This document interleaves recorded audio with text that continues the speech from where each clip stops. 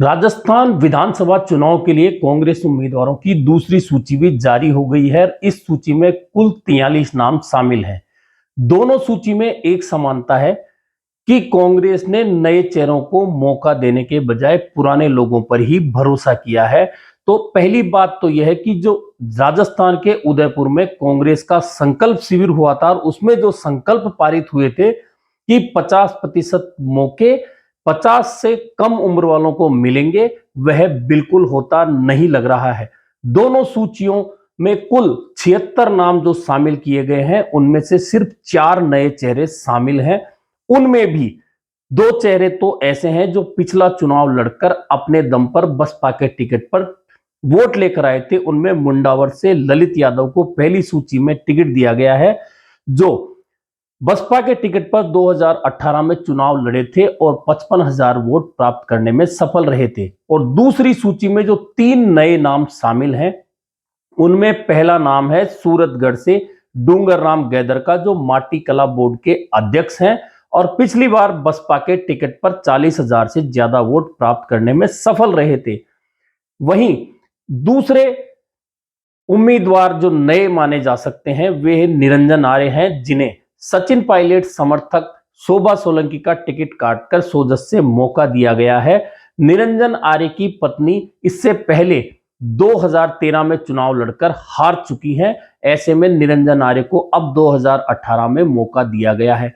वहीं दूसरी सूची में तीसरा नाम जो नया है वह सुशीला डूडी का है, जिन्हें नोखा से टिकट दिया गया है। लेकिन सुशीला डूडी को टिकट इसलिए दिया गया है क्योंकि ब्रेन हेमरेज के बाद में रामेश्वर डूडी इस वक्त मेदांता में इलाज करा रहे हैं, वे वहां भर्ती हैं। ऐसे में उनके स्थान पर उनकी पत्नी सुशीला डूडी को टिकट दिया गया है। यानी कि कांग्रेस की दोनों सूची में 76 में से जो 4 नाम हैं, उनमें भी नया नाम किसी को नहीं माना जा सकता, क्योंकि जहां मुंडावर में ललित यादव और सूरतगढ़ में डूंगर राम गैदर को टिकट दिया गया है, वह इसलिए दिया गया है कि वे बसपा के टिकट पर चुनाव लड़कर बड़े वोट हासिल कर पाए थे। वहीं निरंजन आर्य की पत्नी पहले ही सोजत से 2013 में उम्मीदवार रही थी और हार गई थी। ऐसे में उन्हें अब वहां उनकी जगह शिफ्ट किया गया है। वहीं सुशीला डूडी रामेश्वर डूडी की पत्नी है। रामेश्वर डूडी बीमार है, इसलिए उनको टिकट दिया गया है। ऐसे में ये चारों ही नाम अगर सोचा जाए तो नए बिल्कुल भी नहीं माने जा सकते।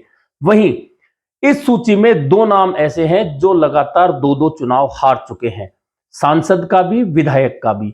वे सलूम्बर से हैं रघुवीर मीणा, जो पिछली कार्यकारिणी में कांग्रेस कार्य समिति के सदस्य रहे हैं। वे लगातार चुनाव हार रहे हैं, उनकी पत्नी भी चुनाव हार गई, वे भी सांसद का चुनाव हार चुके हैं, विधायक का चुनाव हार चुके हैं, लेकिन सलूम्बर से फिर उन्हें ही मौका दिया गया है। एक और उम्मीदवार है पुष्कर से नसीम अख्तर इंसाफ।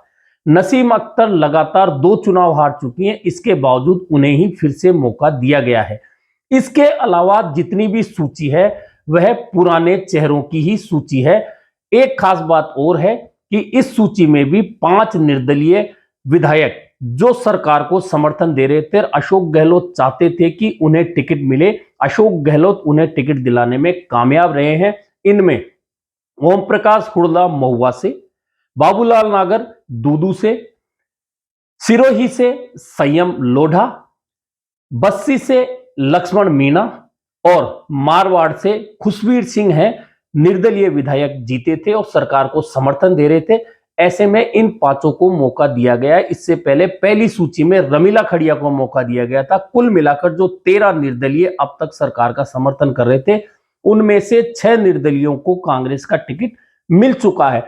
बाकी वही चेहरे हैं, 15 मौजूदा विधायक हैं जिन्हें मौका दिया गया है। इनमें प्रताप सिंह खाचरियावास हैं, सिविल लाइन से बीडी कल्ला है, अजमेर पश्चिम से राजेंद्र यादव हैं, कोटपुतली से विजेंद्र ओला है, झुंझुनू से। यानी कि कुल मिलाकर प्रमोद जैन भाया है 12 से। इस तरह से कुल मिलाकर 15 मंत्री जो मौजूदा सरकार में हैं, जिनमें मुरारीलाल मीणा भी शामिल है, प्रसादी लाल मीणा भी शामिल है, सांचौर से सुखराम बिश्नोई भी शामिल है, निम्बाहेड़ा से उदयलाल आंजना भी शामिल है। इन 15 मंत्रियों को फिर से मौका दिया गया है। कुल मिलाकर कांग्रेस के जो दावे थे कि सर्वे के आधार पर टिकट दिए जाएंगे, नए लोगों को मौका दिया जाएगा, जिताऊ लोगों को मौका दिया जाएगा, वह सारे दावे धराशायी हो चुके हैं। और कुल मिलाकर जो 76 नामों की उम्मीदवारों की जो सूची अब तक जारी हुई है, उस सूची में आप देख लीजिए कि या तो वर्तमान विधायक और मंत्री हैं या फिर पहले चुनाव हार चुके उन लोगों को मौका दिया है, यानी कि कांग्रेस नए लोगों पर दाव नहीं खेल रही है। जयपुर शहर में अभी भी कांग्रेस ने 3 सीटें ऐसी है जिन पर उम्मीदवार घोषित नहीं किए हैं। आज घोषित हुई सूची में जयपुर शहर की 3 विधानसभा सीटों सिविल लाइन से मंत्री प्रताप सिंह खाचरियावास, किशनपोल से अमीन कागजी जो वर्तमान विधायक हैं, और आदर्श नगर से रफीक खान जो वर्तमान विधायक हैं, फिर से मौका दिया गया है। लेकिन अभी तक हवा महल का मामला अटका हुआ है, क्योंकि 25 सितंबर 2022 के घटनाक्रम को लेकर कांग्रेस के आला कमान ने महेश जोशी को लेकर नाराजगी जता रखी है और उनका टिकट कटने की संभावना है। ऐसे में अभी हवा महल में महेश जोशी रिपीट होंगे या उनके स्थान पर किसी और को मौका मिलेगा, यह देखना बाकी है। वहीं जयपुर में विद्याधर नगर सीट पिछली बार 2 राजपूत कैंडिडेटों के बावजूद सीताराम अग्रवाल 32,000 से ज्यादा वोटों से हारे थे। उस सीट पर भी अभी फैसला नहीं हुआ है। कांग्रेस महिला के सामने महिला उम्मीदवार उतारना चाहती है और वैश्य उम्मीदवार उतारना चाहती, इसलिए वहां अभी पेच फंसा हुआ है। वहीं तीसरी सीट जयपुर शहर की है बगरू, जो सुरक्षित है अनुसूचित जाति के लिए। वहां मौजूदा विधायक गंगा देवी चुनाव लड़ेंगी या उनके पुत्र लड़ेंगे, यह कशमकश है, या फिर किसी अन्य पर पार्टी भरोसा जताएगी। कुल मिलाकर इस तरह से अभी तक ये 3 सीटें जो जयपुर की हैं वे अटकी हुई हैं।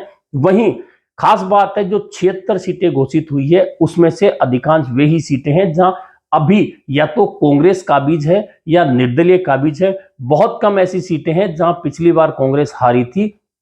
करीब 10-12 सीटें ऐसी हैं जहां पिछली बार कांग्रेस हारी थी और वहां उम्मीदवारों की घोषणा हुई है। कुल मिलाकर कांग्रेस के जो दावे थे और जिस तरह से नाम घोषित हो रहे हैं, उसमें एक बात तो बहुत स्पष्ट है कि कांग्रेस नए चेहरों को बहुत ज्यादा मौका देने वाली नहीं है।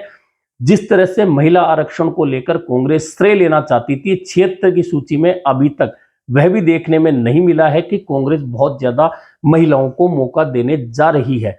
ऐसे में कांग्रेस के दावे और सूचियां दोनों अलग अलग देखने को मिल रही है। लेकिन जहां तक नेताओं की बात है, तो जिस तरह से वर्तमान मंत्री विधायकों को टिकट मिल रहे हैं, उन्हें फिर से उम्मीदवार कांग्रेस में बनाया जा रहा है, उससे एक बात तो तय है कि मुख्यमंत्री अशोक गहलोत पूरी तरह से अपनी बात मनवाने में सफल रहे हैं। भले ही कहा यह जा रहा था कि मुख्यमंत्री अशोक गहलोत से दिल्ली नाराज है, लेकिन अभी तक जो सूची जारी हुई है उसमें मुख्यमंत्री जिस तरह के बयान पहले से दे रहे थे कि मैं चाहता हूं जिन लोगों ने सरकार को बचाया, जो सरकार के संकट के समय साथ रहे, उन्हें टिकट मिले, वे जीत कर आए।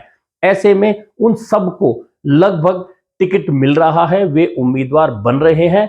दूसरी ओर सचिन पायलट हैं, उनके समर्थक जो विधायक हैं उनमें से भी टिकट मिल रहे हैं, लेकिन बहुत सारे विधायकों के टिकट अभी तक अटके हुए हैं। उनमें से सचिन पायलट के बेहद नजदीकी बांदीकुई से जीआर खटाना, चाकसू से वेद सोलंकी, मसूदा से राकेश पारीक के भी टिकट ऐसे हैं जो अभी तक अटके हुए हैं। वहीं अभी तक शांति धारीवाल को लेकर भी कोई फैसला नहीं हो पाया है। हालांकि जो शांति धारीवाल पहले कहते थे कि कौन आला कमान तो अशोक गहलोत ही है, वहीं उनका एक वीडियो आज सामने आया है जिसमें वे कह रहे हैं, हो ये वही जो सोनिया गांधी चाहे, यानी कि उनकी भाषा बदल चुकी है और वे इस भाषा के बदले में अब किसी तरह से टिकट प्राप्त करना चाहते हैं।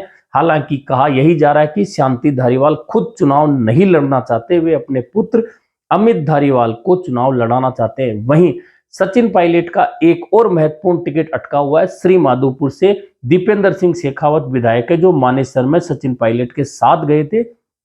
अब दीपेंद्र सिंह शेखावत ने चुनाव लड़ने से मना कर दिया है। वे अपने पुत्र बालेंदु सिंह को चुनाव लड़ाना चाहते हैं, लेकिन फिलहाल पार्टी की ओर से यह बात सामने आ रही कि किसी भी नेता के पुत्र पुत्री को टिकट नहीं दिया जाएगा। नेता खुद लड़ना चाहे तो वह चुनाव लड़ सकता है, यानी कि अभी इन सीटों पर भी पेच फंसा हुआ है। ऐसे में अब कांग्रेस की जो तीसरी सूची संभावना है कि 25 तारीख तक आ सकती है, उसमें पता चलेगा कि कांग्रेस क्या वास्तव में कुछ नए लोगों को भी चुनाव लड़ा सकती है। फिलहाल तो 76 में से सिर्फ 5 नए चेहरे हैं, उनमें से भी 3 चेहरे ऐसे हैं जो पूर्व में चुनाव लड़ चुके हैं।